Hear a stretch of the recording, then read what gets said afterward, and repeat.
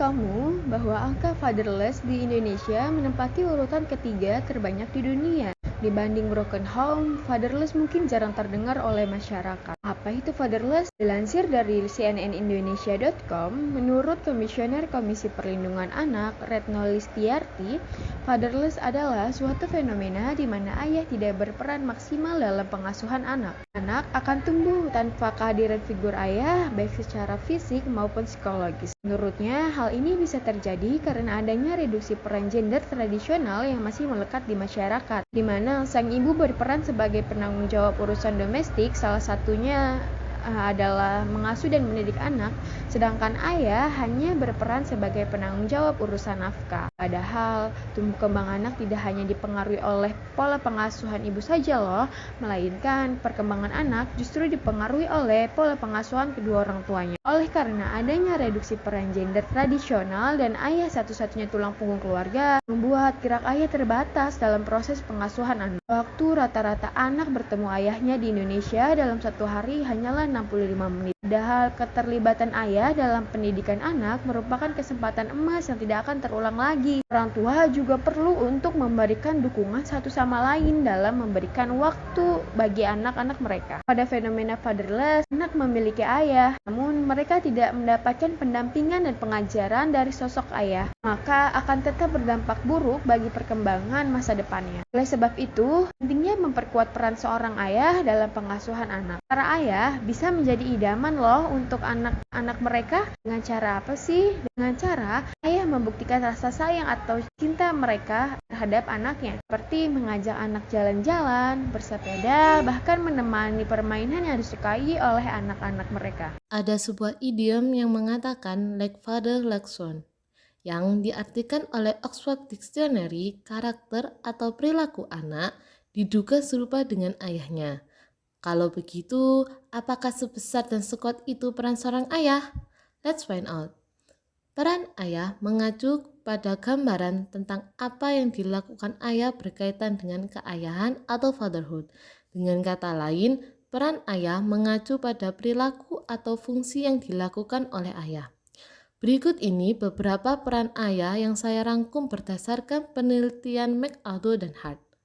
Peran ayah dalam keluarga adalah provider, sebagai penyedia dan pemberi fasilitas, protector sebagai pemberi perlindungan, child specializer and educator sebagai pendidik dan menjadikan anak sebagai makhluk sosial, nurtured mother sebagai pendamping ibu, friend and playmate sebagai teman bermain dan memberikan stimulasi fisik kepada anak, caregiver sebagai pemberi stimulasi afeksi sehingga memberikan rasa nyaman, role model bertanggung jawab menjadi teladan yang baik bagi anak, monitor and disciplinary sebagai pengawas terhadap tanda-tanda awal penyimpangan sehingga disiplin dapat ditegakkan, advocate menjamin kesejahteraan anak terutama ketika anak berada di institusi di luar keluarga, resort mendukung keberhasilan anak dengan memberikan dukungan di belakang layar. Kekosongan peran ayah berpengaruh besar terhadap tumbuh kembang si anak.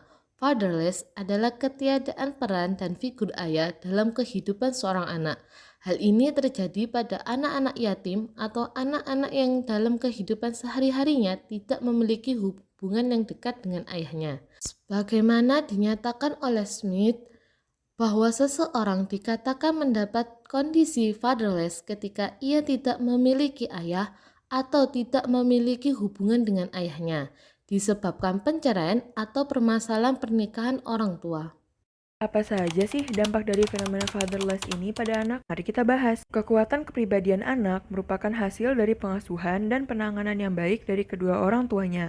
Ketika salah satu dari kedua orang tuanya tidak hadir, maka terdapat ketimpangan dalam perkembangan psikologisnya. Kepribadian, kesehatan mental, dan pertahanan diri dari stres akan terasa sulit ditangani oleh anak yang tidak genap mendapati pengasuhan dari kedua orang tuanya. Fatherless berisiko menyebabkan juvenile delinquency atau kenakalan remaja, khususnya pada anak lelaki. Beberapa penelitian juga mengindikasikan bahwa pengawasan dan pendampingan yang diberikan oleh ayah akan berpengaruh terhadap sikap dan perilaku anak-anaknya. Jika hal tersebut tidak didapatkan oleh anak, maka perilaku buruk merupakan salah satu tindak protes atas kekosongan dan kehampaan perasaan yang dirasakan oleh anak. Peran ayah seharusnya dapat menjadi pelindung dan model keteladanan bagi anak-anaknya. Idealnya, ayah dapat memberikan kenyamanan dan keamanan dari bahaya yang mengancam secara fisik maupun psikologis. Ketiadaan peran-peran ayah akan berdampak pada rendahnya harga diri atau self-esteem, adanya perasaan marah atau anger, rasa malu, shame, karena berbeda dengan anak-anak lain dan tidak dapat mengalami pengalaman kebersamaan dengan seorang ayah yang dirasakan oleh anak-anak lainnya. Kehilangan peran ayah juga dapat menyebabkan seorang anak akan merasakan kesepian atau loneliness, kecemburuan atau envy, kedukaan atau grief, dan kehilangan atau lost yang disertai pula oleh rendahnya kontrol diri atau self-control, inisiatif, keberanian mengambil resiko atau risk-taking, dan psychology well-being, serta kecenderungan neurotik. Akibat-akibat psikologis yang mungkin terjadi tersebut akan berdampak pada penyimpangan perilaku dan ketidakbermaknaan hidupnya. Lalu bagaimana ya solusinya? Mari lanjutkan pembahasan kita. Keterlibatan ayah dalam pengasuhan adalah suatu partisipasi aktif ayah secara terus-menerus dalam pengasuhan anak dalam dimensi fisik, kognisi, dan afeksi pada semua area perkembangan anak. Keterlibatan ayah ini merupakan hal yang perlu diperhatikan agar tidak tanpa sadar terjadi kasus fatherless pada anak.